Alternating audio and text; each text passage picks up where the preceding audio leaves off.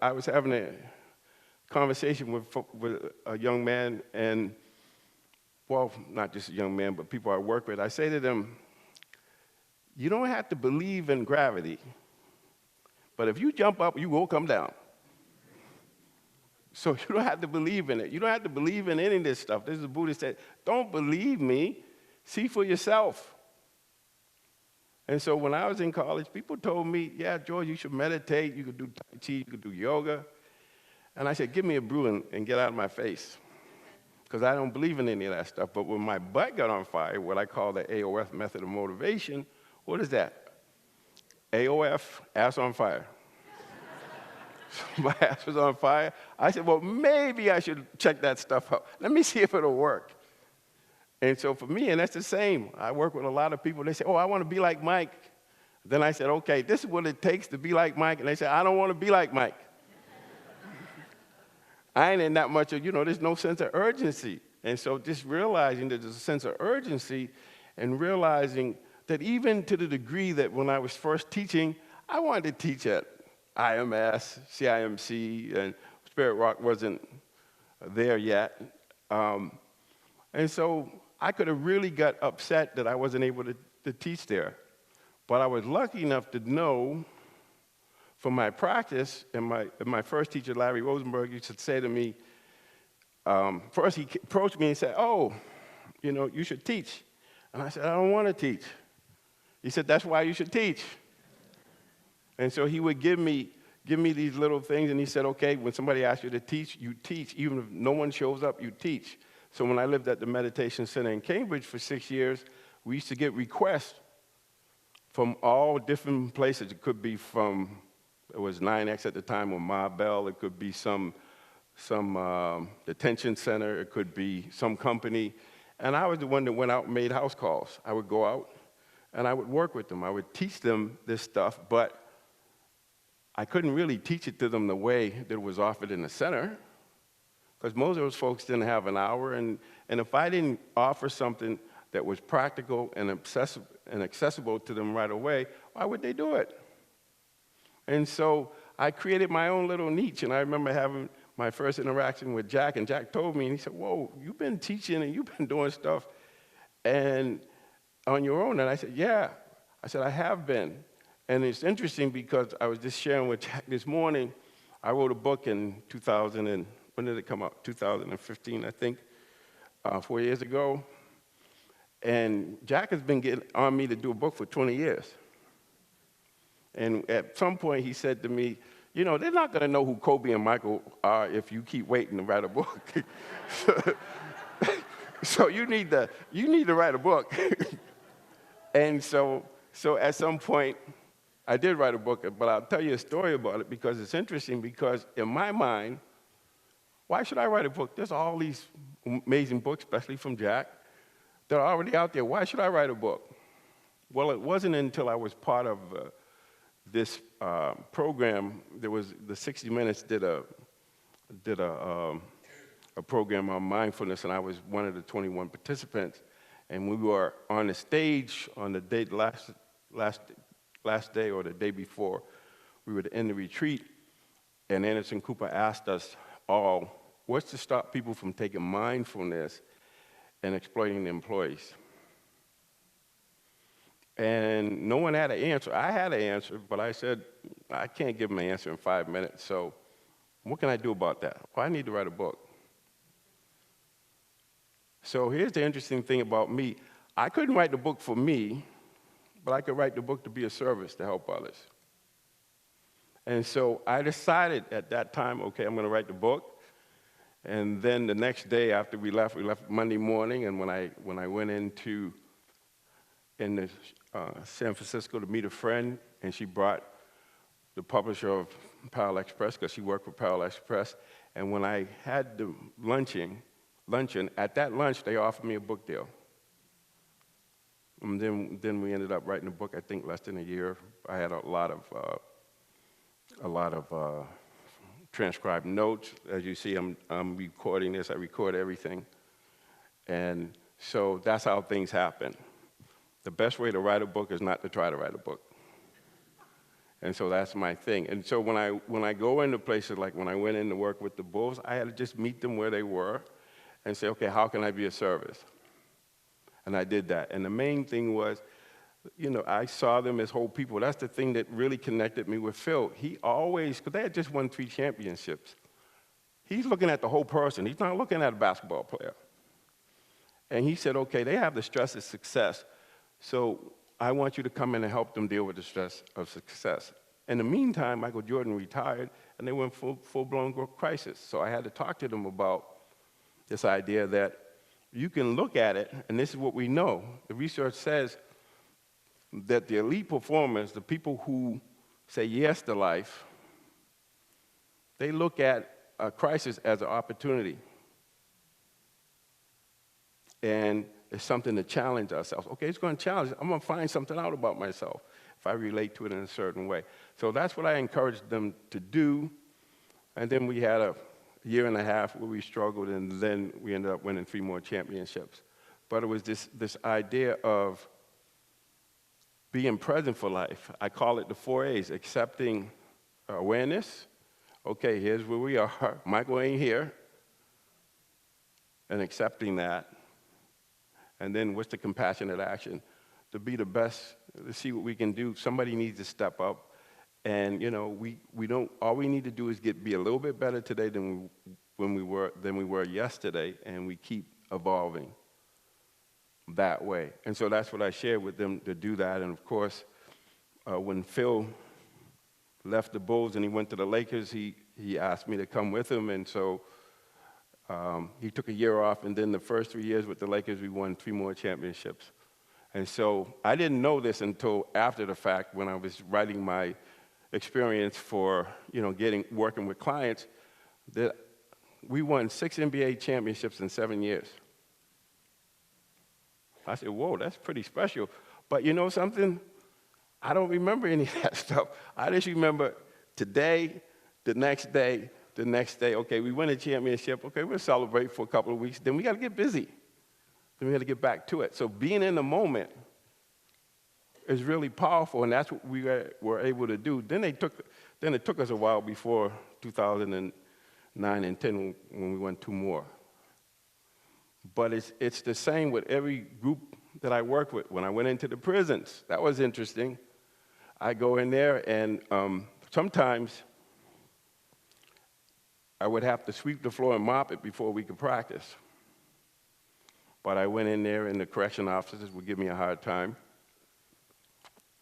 by making me wait maybe 45 minutes before they let me in. So that means I had to get there early. But then when I started teaching them, because we had a program, I believe in working with the whole system, not just with the players, but the coaches, the whole organization. Same in the prisons, working with the commissioner and everybody on down. And so after a while, they said, oh, George, come on in, and they let me right in.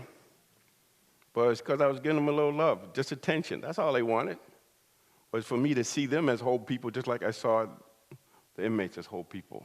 So working like right now, and it's interesting, I'm working with a field hockey team. Believe it or not, most of my work has been with female athletes. Work with all kinds of sports. And so 3 years ago, I decided I wanted to work with a female team again. So I started working with this field hockey team. And they are teaching me so much. But the interesting thing is, I've been doing this work with athletes at BC for like 12 years, working with all their teams. And the interesting thing is, when I started working with this team 3 years ago, I decided to go in there and act like I didn't know anything. Just go in with beginner's mind and say, okay, I'm going to see what's here and just be present for what's here. Let it speak to me. And then let the come out of the eye of the hurricane and let what I think we need to do come out of being, so that I was actually living in flow and just flowing into it. And we've had an amazing ride. We hit a bump this year, but it's good because the last meeting I had with them was really interesting. I was saying, okay, we need to do this, and they were saying, no, we want to do this. And I said, okay, so we'll do what you want to do, and we're going to do what I think we should do. And so I'm thinking, oh, I know I ruffled some feathers on that one. then I get a text from the coach saying, oh, they are so happy to be working with you, so happy that you are holding them accountable. Because here's what I'm seeing with this group, and I think it's the same in our basic culture. We avoid conflict. And it's what we call the 5 dysfunctions of a team. The first one is the inability to trust or to be vulnerable. The second one is we avoid conflict. And the third one is because we avoid conflict, we have a lack of commitment. And because we have a lack of commitment, we don't hold each other accountable, and so we end up with a group of individuals instead of a team. And so it all goes back, even though we've been doing things, it's going back to the first step is creating a learning environment where people can be vulnerable and still be heard and be loved. So that's love. That's another way of saying love, because we love what we labor for, and we labor for what we love. And so I'm teaching them how to have self-love, how to have self-care, self-responsibility, self-respect, self-knowledge, or know thyself. And that's what I've been doing, and that's what I'm teaching on one level or another. How can we just be with what is, and then in that space between stimulus and response, because this process creates space, we can choose, and our values have to be, love can be a really good value, because love is also a principle. And the interesting thing about principles is what? They're timeless, they're universal, and they're self-evident. So they don't change. And so when we can commit to love, when we commit to growth, when we commit to being radically inclusive, now we're into something. And so when I go in, I don't go in, on some level I don't belong there, but at another level I do. So I go in and I meet people where they are, and then it's like, how can I love them and continue to love them and teach them to love themselves? And at the same time, they're teaching me how to love myself. So you notice how this works is, you know, when I serve that team, I'm also serving George. And then they're going to go out and they're going to ripple and they're going to share with others. And so I do that in the boardrooms, working with corporations. It's the same thing. It's the same drill. And last year I was working with the Miami Dolphins, and that was an interesting experience, because being in that paramilitary organization and the transactional nature of it was very interesting. And I remember one of the guys said to me, well, which sport do you like the best? And I said, it's not that, it's the person in front of me. That's the most important thing. Whoever I'm working with, that's the most important thing. Especially when they're hungry and they're open. There's no feeling like that when people, I'm not a sadist, but when their ass is on fire and they say, okay, George, help me. And they're ready and they're willing to do whatever I'm asking them to do.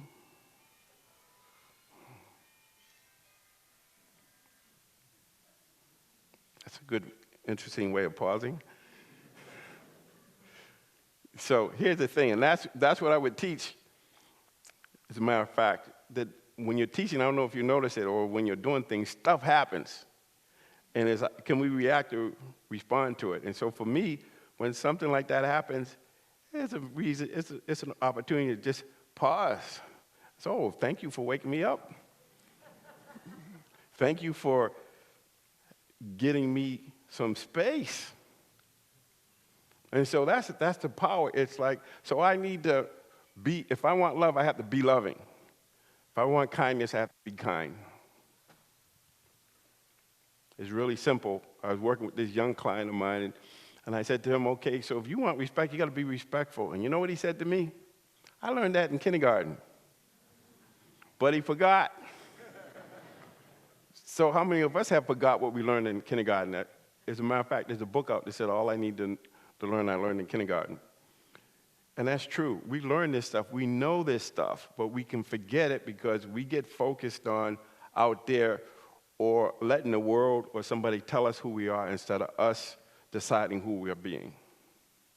And that's the challenge. I feel like the challenge is to be myself but also to be for myself. And so there's a philosopher out there, he talks about, I got my mind on money, money on my mind. That's meditation, that's Dr. Dre. But he says something even more powerful than that. You know what that is? I got my money on me.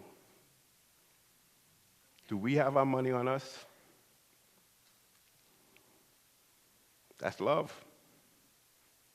Now, I've been taught that that's selfish. No. I feel like we have to be selfish to be selfless. And so when I can take care of me and I can do me, then I can share what I have. And so this practice is not just something we just sit and, we're quiet. That's cool. We need that. But this practice, in my opinion, is from the time we wake up to the time we go to bed, we can be clear about, what's my mind doing? How am I seeing things? Is there love present or not? Am I being loving, or if I'm not being loving? Am I being kind? Am I not being kind? And it's interesting because I'm not even really talking about the conversation we're having with other people. I'm really talking about the inner dialogue and a roommate. And there's always something going on. And I will guarantee you, if you're anything like me and you're a human being, you're having conversations with people who are not even here. And those conversations are not pleasant. And then when you get there, you get what you practiced. Because a lot of what I do is learning, practicing, performing, or experience. That's our experience. So when I have an experience that didn't work out well, it's just telling me what I need to learn and practice. And so if I want to have a good conversation with a friend of mine that I'm having a challenging time with, why not have conversations of love and compassion and being able to listen to each other, rather than me saying, well, you don't understand and you don't respect me and you don't this, you don't that, whatever the conversation is, that we start to understand. Maybe the first law is the self-love of self-care, self-responsibility, self-respect, self-knowledge. And so I don't know if I want to talk much more than that. I think I'd like to open it up for Q&A. But here's the interesting thing, and I love that you folks came up with this title of this loving awareness mindfully, looking at things with love, with kindness, kind eyes, with an open heart, the hope in mind. That starts everything, because it's right view. When the mind is right, everything else is right. So if I'm starting off with love, we know this. It's called the broaden and build theory, that when we're in a wholesome state of mind, that our ability to see things and expand and not be stuck on tunnel vision. Another way I like to say it is I talk about the idea that we're either in survival mode or growth mode. Of course, this is the autonomic nervous system, fight, flight, freeze, rest and digest, or the relaxation response. I like the rest and digest because you notice it, that when you sit and you're meditating and your stomach is making all those kind of noises, you don't have to get mad at yourself or your neighbor because they're making this, all of that. That's just the body working more properly. That's the rest and digest. And so you see that how we see things determines our experience. And research says this, 90% of our long-term happiness is based on how we interpret our experience. Not 10%, 90%. So that says that what we're doing, is really powerful, and we can do it all day long. We don't have to wait till we get to the meditation center to be kind or be loving. We could do it all the time so that it becomes a habit of mine. That we're more willing to be open and listen to somebody, especially when they've been telling us the same thing 2,000 times. Because I guarantee you, if I get enlightened, it's probably going to be driving my car. Because in Boston, you know what I mean? It's out here, you all ain't too bad either. You all pretty bad out here, too. I keep thinking it's just Boston, but no. And it's not Boston or New York or California. You know what it is? It's the mindset. Are they in growth mode or survival mode? So when you're in growth mode, you have that building and broaden building. You can see more things. If you're in survival mode, you're stuck on tunnel vision, and the heart can't open. And so just that simple thing, am I in growth mode or survival mode? And this is what they say, This guy wrote a book called The Biology of Belief. He said that on a cellular level, the cell is either in growth mode or survival mode. It can't be in both. So that goes and tell you that how science is catching up with the practice. We know if you get the right view, everything else is going to be fine. So what do I mean by right view? I mean a mind that is the opposite of greed. That could be compassion, generosity. The mind is the opposite of ill will, goodwill, compassion. And a mind that's opposite of delusion, which is wisdom, or seeing clearly. So we can do that from moment to moment. So that's what I practice when I go into these different domains and work with different people, and that's why I'm able to.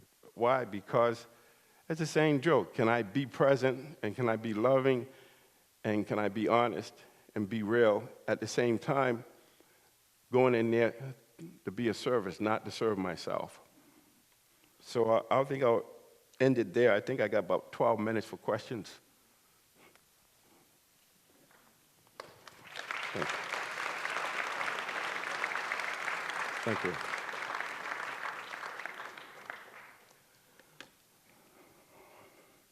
Y'all ain't gonna leave me hanging like that, are you?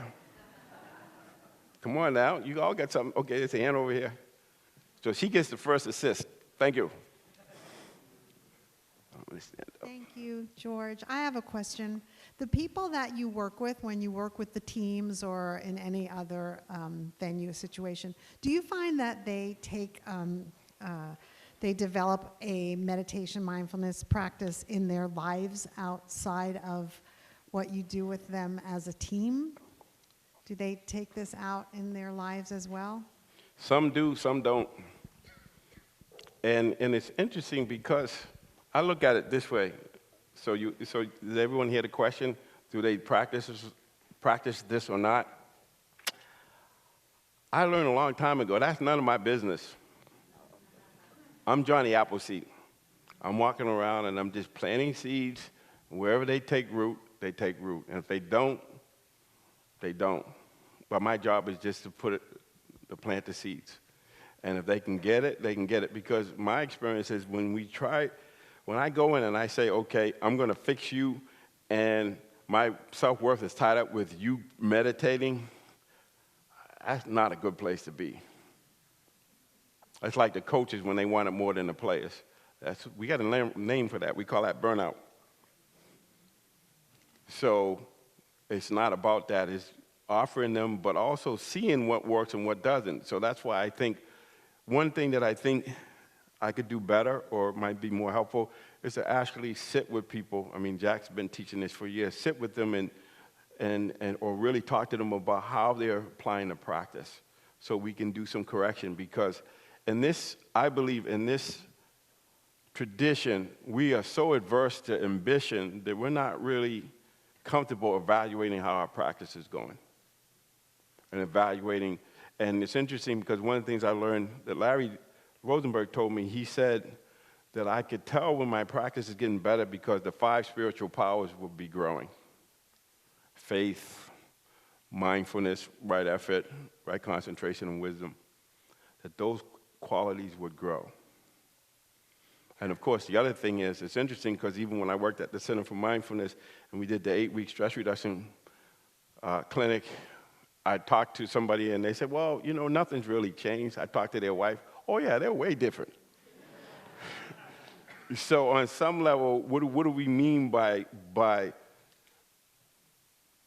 whether or not what we're doing is having an impact? Because sometimes, like for me, the seed could have been planted for this years ago, maybe even lifetimes ago, and it's just that under the right conditions, things manifest. Does that make sense?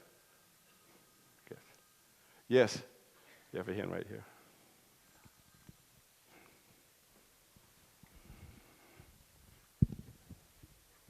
Yes, I'd like to know how you handled acute pain with mindfulness. How did I handle acute pain, mindfulness? Or did you? Oh, I do, and I still do. Yes, how did I? Well, it's interesting because the Buddha used to talk about if you know how people use darts, he talked about the two darts. If somebody if you get hit with a dart, there's that pain, but then there's the mental anguish and your relationship to it that causes a second dart, right? And so when I had chronic pain, migraine headaches mostly, it was usually a sign that I was trying too hard or doing too much. And so I got to the point where, because once it got into manifestation, I don't care what medication they gave me, it didn't help. But if I could see it arising, then I could nip it in the bud. So for me, growing up in the inner city, I was too cool to be stressed.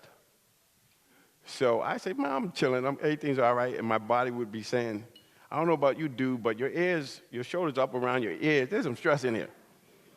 So once again, that acceptance or awareness of, yes, there's suffering going on. And so just to see that and then to understand the difference between what we call bare attention or bare awareness of just noticing the sensations and just being with the sensations instead of the story about it. And I did some research when I had to get a lot of dental work done because when my recovery, I was neglecting that.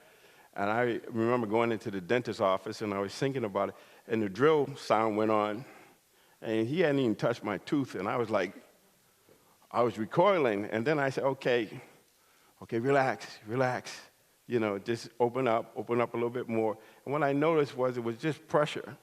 And it was my memory of the pain that was causing the pain that I was experiencing rather than the bare sensations that I was experiencing. Now, I will say this. I've had a dry socket and I've had surgeries and everything. I take the pain medication. Okay, you take the pain medication and then, I take it, it didn't wean off it because actually 3 years ago I was supposed to teach at Spirit Rock and I had kidney stones. And it was interesting. I'll share this experience with you. So I had kidney stones. I was in a lot of pain, and I knew I wasn't going to be able to, the car came to pick me up. I knew I wasn't going to be able to go, and I would have to go to the hospital. So I forced myself to take a shower. Because I was taught that when you go to a hospital, you got to be clean, no holes in your underwear, no holes in your socks. And then when I went and they were helping me. I had 2 women tell me that day that kidney stones are more painful than childbirth. And I said, I had to take your word for it because I can't experience that. But that's what it was. But at the same time, it was my mind was able to observe things and not be so reactive. So I had the first dart, but not the second one. Or just, I could see that I was actually participating in that. Does that make sense? And so but we got to get out of these constructions about what should be rather than seeing what works for you because we all have different thresholds of pain. And so there's sometimes that people said I should have pain and I didn't. And there's other times I had pain and people said I shouldn't. I ain't listening to them. I'm listening to my body because my body doesn't lie. Yeah. Okay, wherever, yeah. Way over there on the other side. Okay. We got 2 mics. Hi, George. She's over there. Hey, thanks for the talk. I had a Lakers question. Okay. The 2000-2001 Lakers were the year they went 15-1 in the postseason. They won the first 3 rounds. They lost the first game of the finals against the 76ers, and then they won 4 straight against the 76ers. I was wondering if you had any stories about what it was like coming out of the 1 loss to go into the last 4 victories, or just any other Lakers stories you had. Thanks. So I was going to say, it happens, stuff happens. But we had like 10 days off in between, and what happens is you lose your, even though you practice, there's no substitute for playing. And they were making shots, we weren't, and it happens. You can't win every game. And so for me, when I work with teams, I can't get lost in whether they win or lose. My job is to keep them in the moment and then talking about how we learn from that and to build on that. And I was, it happened with Chicago. I think they lost 1 game and then they came back and won everything. So it's always the next game. Whether you win or lose, it's the same drill. You got to begin again. And so for me, working with the Lakers is very interesting. I'll share one story I thought was interesting because I had been to championship celebrations in Chicago. And when I did the championship celebration in LA, I was on the bus and I could feel this angst, this energy in the city. And I was puzzled by that because it was like relief. Oh, thank you, we won. It was just very different. And it's interesting. So it was kind of, working with the Lakers was kind of surreal. So when we won the first championship, we celebrated at the Playboy Club. And then it was really interesting, my experience, but I got to talk to Dustin Hoffman, and he's the one that shared with me that there's no spiritual center in LA, so to speak. And so the team and identification with the team meant a lot for people. It was a way for them to feel connected.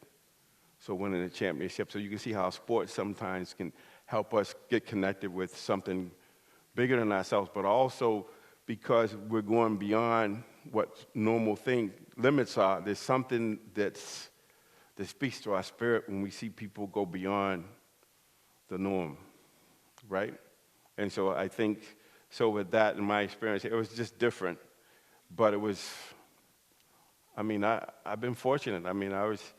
I was there, and I got to work with different people, but just watching us. And then there was one, Phil talks about it, I think he talks about it in my book, when we played Sacramento Kings, and we were playing them a 7th game in Sacramento. And what happens is, day of a game, we come together, we watch film, and if it's a Sunday game, we eat together, and I usually do a little meditation with them or talk to them.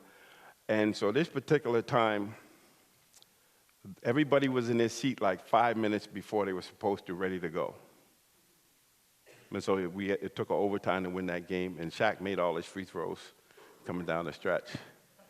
So it's just powerful, but that's the buildup. We have been doing this for years, but to see the guys just really being locked in, there's no way we win that game if we're not locked in and we're not making plays and being able to keep moving on, even though don't worry about the score, just make the next play. Make sense? Yeah.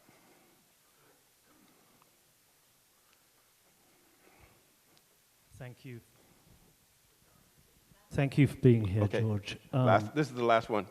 So my question is about the nature of sports. You seem to have worked with teams where there's an opponent, and to some degree... There's a what? I didn't hear that. There's an opponent. Opponent, right. And to some degree, your success always comes at the expense of your opponent. So how do you hold the opponent, the other, in your heart? Or how do you teach your clients, your students, how to hold the opponent in the heart? And what can that teach us about our moment in history right now where we are just so divided? Yes. So I get this question a lot. It's about, isn't mindfulness antithetical to competition? And here's the thing, you're not competing against the other team, you're competing against your previous best self. And just like you, that person wants to win, so you can relate to them and you don't have to hate on them or whatever, because I notice most of the guys I work with, when the opponent falls down, they help them up. Some other guys, they step over them, right? And so what it's telling us is that we have to focus on who we're being and be true to who we are, and we're not competing against somebody out there. And it's not that we're taking anything away from them, because they have the same opportunity we do. So they didn't get it done. They ain't got nothing to do with us. You understand what I'm saying? And so on some level, as a country, we need to start off with the facts and then work from there, and then look at it like, okay, forget about the personality, just look at the principles involved and what are the consequences. If we talk about in here, cause and effect. So if we do this and you get everything you want, what's the consequence? And is that going to bring us closer together or further apart? And I will say that a lot of the decisions that are being made is more about being divisive on purpose, because if you don't divide people, there's no way you can win with 67% or 47%. Okay? So I'll leave it at that. Thanks.